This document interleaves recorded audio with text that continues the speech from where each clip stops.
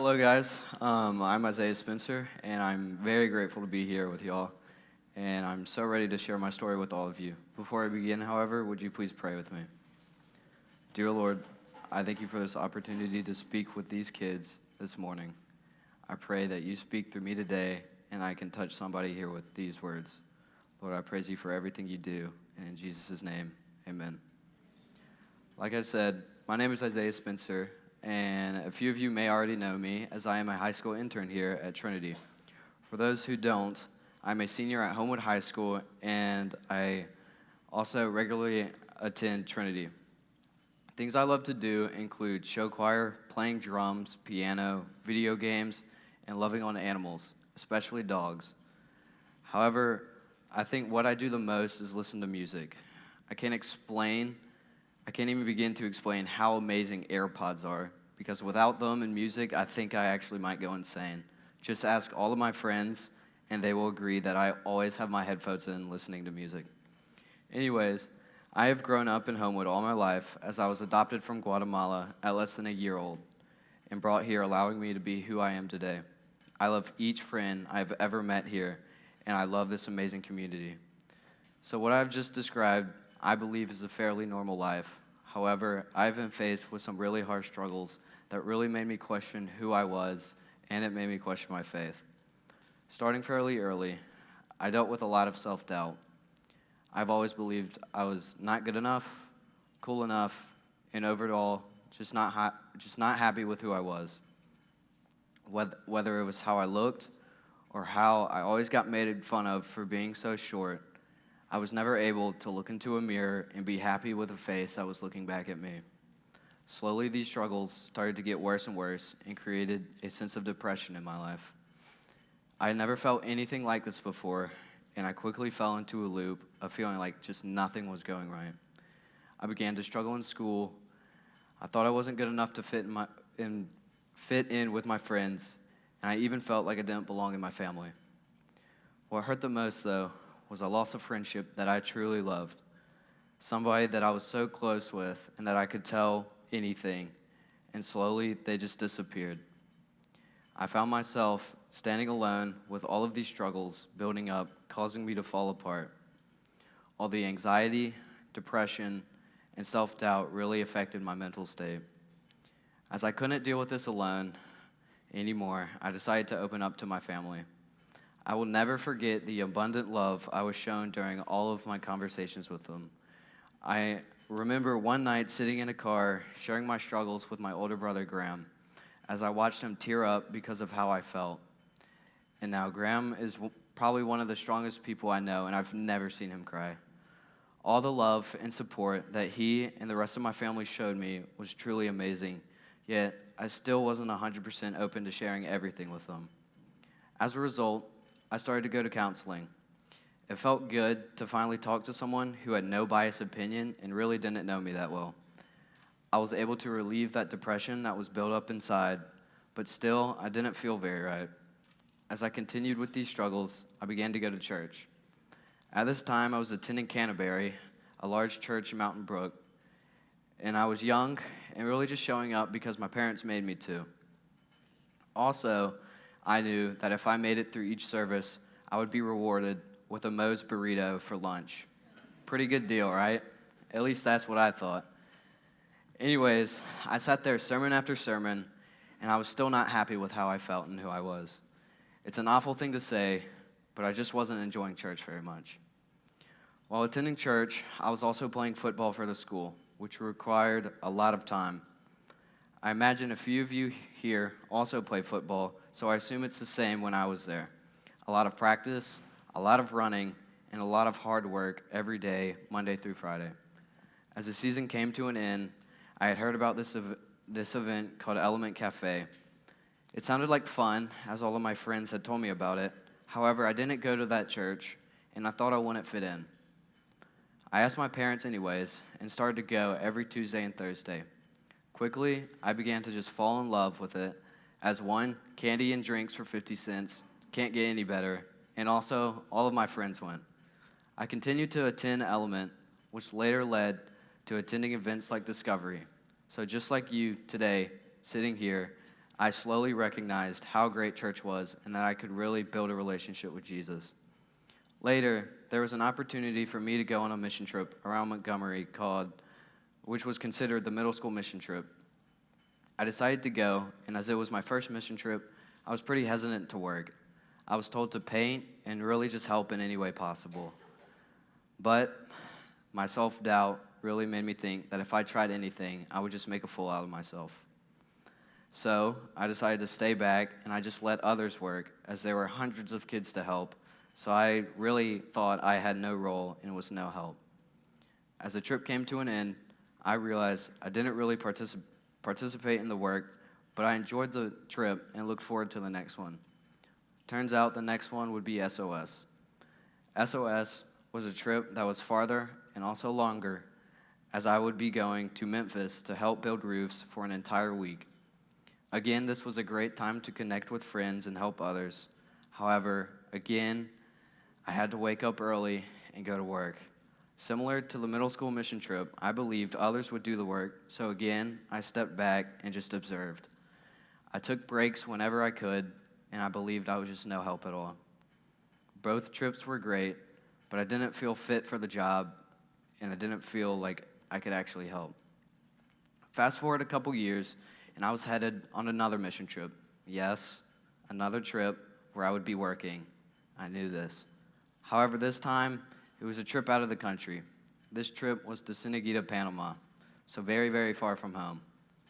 As this trip arrived, I was pretty nervous to leave the country, and I imagine others would be too if they were leaving. Anyways, the trip consisted of about 12 people, both adults and students. One adult is my older sister, Liza. Liza is such an amazing sister, but an even harder worker when it comes to mission trips. She is one of the hardest working people I know, and I truly saw her leadership in Panama. She had always talked to me about Panama, but when I got to experience it in person, it truly was breathtaking. Finally, I was seeing it and not just hearing about it. This country was amazing and had so much beauty within it, but still, my self-doubt and all those struggles had followed me to Panama. Right away, I was faced with something I didn't really experience in the U.S., and we stopped for lunch, and people came up to me just speaking Spanish very rapidly.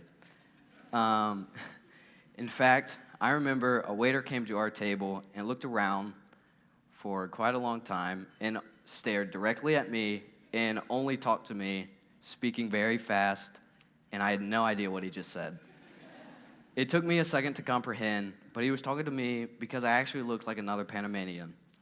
Therefore, I was expected to speak Spanish, but I couldn't. Man, did that make me feel kind of dumb, as I believe I wouldn't be able to talk to anyone. I knew more interactions like this would occur, so I began to doubt if coming was actually the right decision. In my head, I thought I had all odds against me. I couldn't speak Spanish, I had a poor work ethic, and was very far from home. Even though the country had so much beauty, I was prepared for the worst. During this trip, we worked where we slept, so the jobs weren't too hard. We did jobs such as painting, digging holes, and clearing out land to build. As these were fairly simple, I still believed that I was not worthy to actually help. So again, like all the other mission trips, I tried to step back. This time it was a little harder because this group was smaller and everyone was required to help.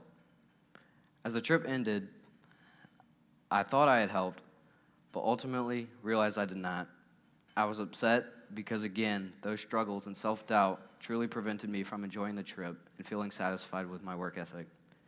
As I returned home, I knew right away I wanted to return to Panama.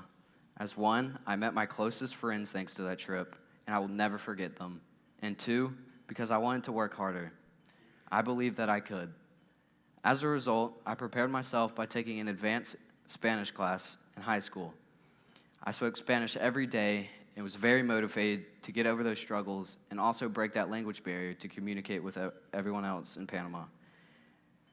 Now, this was not easy at all, but the class advanced my speaking, and I was ready to return to Panama 10 months later. The trip to Panama finally arrived, and I was so excited. I figured it would be the same, besides my work ethic, of course, because again, I told myself I needed to experience a true mission trip so I would actually work harder. Little did I know, this trip would be very different and actually change my life. As a second-year traveler, I was comfortable leaving home again, but I really did not want my struggles to get in the way. As our group arrived in Panama, I saw many familiar faces that day, and just like the other trip, we began with a game of soccer. Now, when I mean a game of soccer, I mean the kids obey absolutely no rules and destroy the terrible American players. As intimidating as it could be, it was still a great experience with all of my friends from both countries. I remember repeating things such as todo eso por nada, or all of that for nothing, as the ball would make it to the goal just to be kicked over the goalie's head. As the game ended, my group was told that we would be building houses for the Panamanians that needed them. Sounds a little bit like SOS, so I thought it would be fairly simple. Well, I was very wrong.